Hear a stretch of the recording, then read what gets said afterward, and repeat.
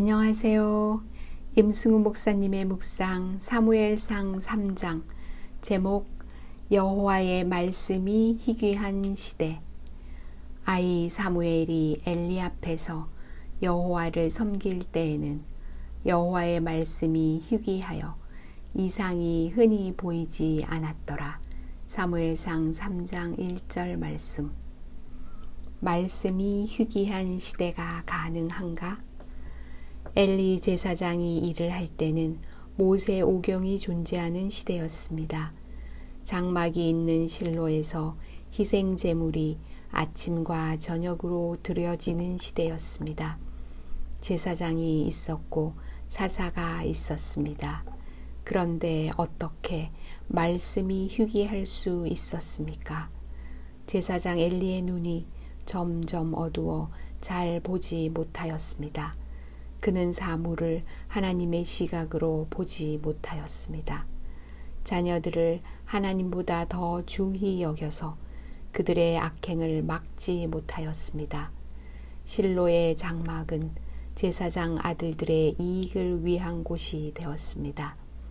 그곳에서 사람들은 구원의 신비를 배우기가 어렵게 되었습니다.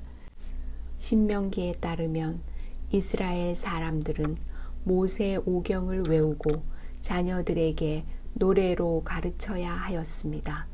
그러나 분명히 엘리 제사장의 시대에 이런 일이 드물었다는 것을 우리는 어렵지 않게 짐작할 수 있습니다. 하나님의 등불은 아직 꺼지지 아니하였다. 그러나 성경은 하나님의 등불이 아직 꺼지지 않았다고 말합니다.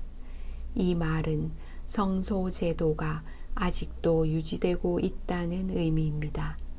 성막 첫째 칸의 7등자는 계속 빛을 비추고 있었습니다.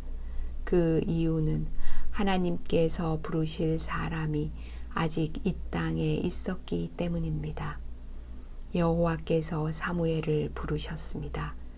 비록 엘리의 집에 죄악이 가득해서 제물로나 예물로나 영원히 속죄함을 받지 못할 지경이었지만 바로 그 집에 사무엘이 살고 있었습니다.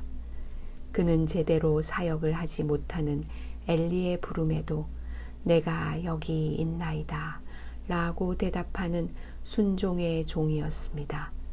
그리고 이제 그는 하나님의 부르심에 말씀하옵소서 주의 종이 듣겠나이다 라고 대답하였습니다.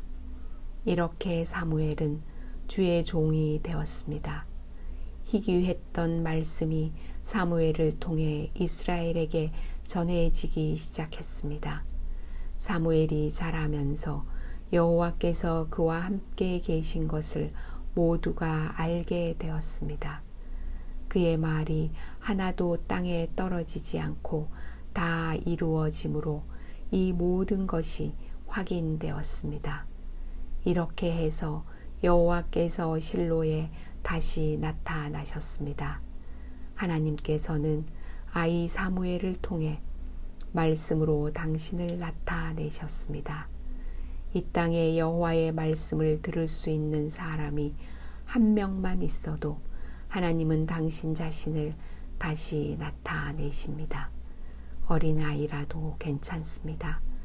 제대로 들을 사람이 한 명만 있어도 말씀이 희귀한 시대는 마치게 될 것입니다. 그리고 하나님 아버지는 그 한 명을 우리에게 직접 보내셨습니다.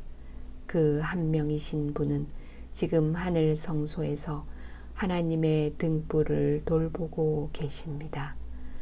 기도, 말씀이 희귀한 시대가 종결되게 하소서. 그 일에 필요한 종들을 세우소서. 아멘.